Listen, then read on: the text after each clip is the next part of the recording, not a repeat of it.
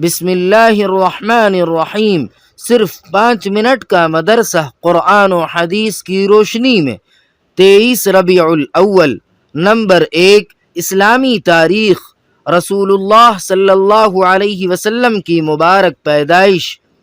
آخری نبی حضرت محمد صلی اللہ علیہ وسلم کی مبارک پیدائش مکہ مکرمہ میں ماہ ربیع الاول مطابق ماہ اپریل 571 عیسوی پیر کے دن ایسے ماحول میں ہوئی کہ پوری دنیا پر کفر و شرک کی تاریکی چھائی ہوئی تھی اور انسانیت گمراہی میں بھٹک رہی تھی۔ گویا روحانی طور پر ہر طرف اندھیرا پھیلا ہوا تھا، اور جو اللہ ہر روز چاند، سورج اور ستاروں کے ذریعے سارے عالم کو روشن کرتا تھا، آج اس نے انسانوں کے تاریک دلوں کو اپنی عبادت و بندگی کی روشنی عطا کرنے کے لیے اپنے پیارے بندے حضرت محمد مصطفیٰ صلی اللہ علیہ وسلم کو ہدایت کا آفتاب بنا کر آمنہ کے گھر پیدا فرمایا۔ پیدائش کے بعد دادا عبد المطلب نے محمد نام رکھا۔ یہ نام عرب میں بالکل انوکھا تھا۔ لوگوں نے عبد المطلب سے اپنے پوتے کا نیا نام رکھنے کی وجہ معلوم کی تو انہوں نے کہا، میرے پوتے کی پوری دنیا میں تعریف کی جائے گی، اس لیے میں نے یہ نام رکھا ہے۔ پھر آپ صلی اللہ علیہ وسلم کی پیدائش کی خوشی میں آپ صلی اللہ علیہ وسلم کے دادا خواجہ عبد المطلب نے عقیقہ کیا اور تمام قریش کو دعوت دی۔ نمبر 2، اللہ تعالی کی قدرت۔ ابابیل پرندہ۔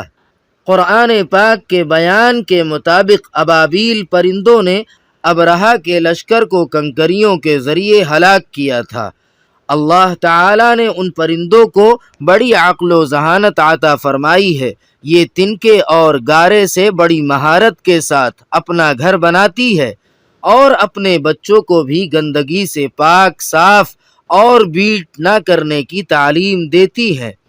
چمگادڑ ان کے بچوں کا بڑا دشمن ہے، اس لیے اپنے بچوں کی حفاظت کے لیے گھر میں اجوائن کی لکڑیاں رکھ دیتی ہیں، جن کی خوشبو سے وہ ان کے گھر کے قریب بھی نہیں جاتی۔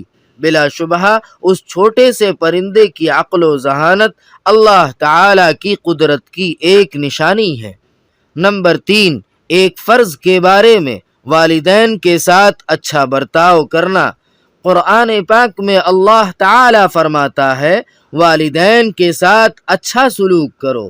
فائدہ: والدین بڑی مشقت و محبت سے بچوں کی پرورش کرتے ہیں، اس لیے والدین کے ساتھ اچھائی کا معاملہ کرنا اور ان کی ضروریات کو اپنی طاقت اور حیثیت کے مطابق پوری کرنا فرض ہے۔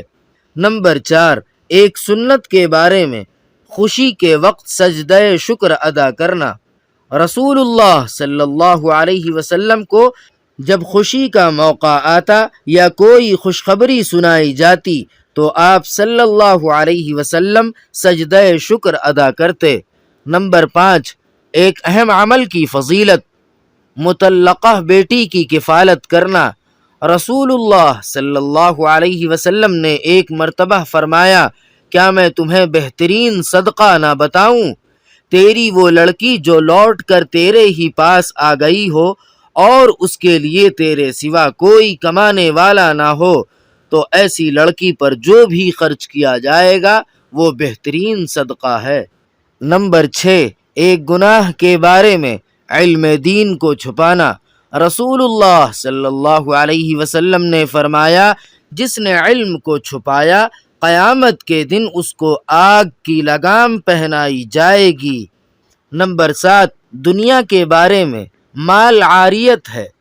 حضرت عبداللہ بن مسعود رضی اللہ تعالی عنہ فرماتے ہیں، تم میں سے ہر ایک مہمان ہے اور اس کا مال عاریت ہے، یعنی ادھار ہے، اور مہمان یعنی انسان اس دنیا سے جانے والا ہے اور عاریت کی چیز اس کے مالک کو لوٹانی پڑے گی۔ نمبر 8، آخرت کے بارے میں، قیامت کے دن کافر کی تمنا۔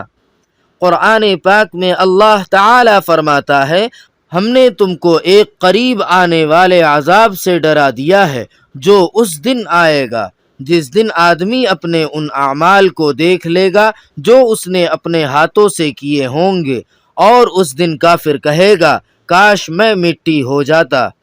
نمبر 9، طب نبوی سے علاج، گردے کی بیماریوں کا علاج۔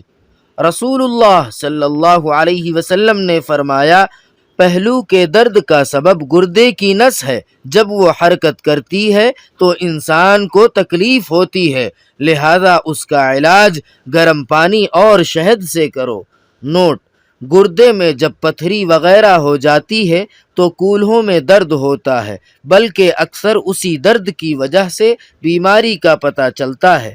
اس کا علاج آپ صلی اللہ علیہ وسلم نے یہ بتلایا کہ گرم پانی اور شہد ملا کر پیو۔ نمبر 10، قرآن پاک کی نصیحت۔ قرآن پاک میں اللہ تعالی فرماتا ہے، تم ایسے عذاب سے بچو جو صرف گناہ کرنے والوں ہی پر نہیں آئے گا، بلکہ گناہ دیکھ کر خاموش رہنے والوں کو بھی اپنی پکڑ میں لے گا۔ خوب جان لو کہ اللہ سخت سزا دینے والا ہے۔ سبحان ربک رب العزت عما یصفون وسلام علی المرسلین والحمد للہ رب العالمین۔